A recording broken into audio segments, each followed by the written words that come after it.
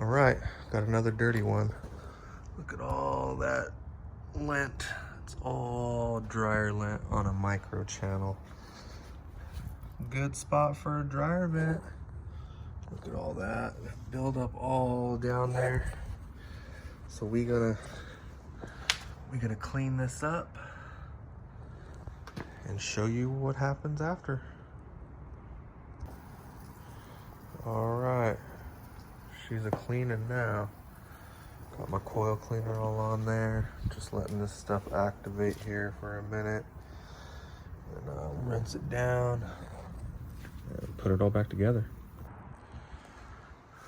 She's nice and clean now. Look at that. Got everything off of there. Inside's all cleaned out. Backside's all good.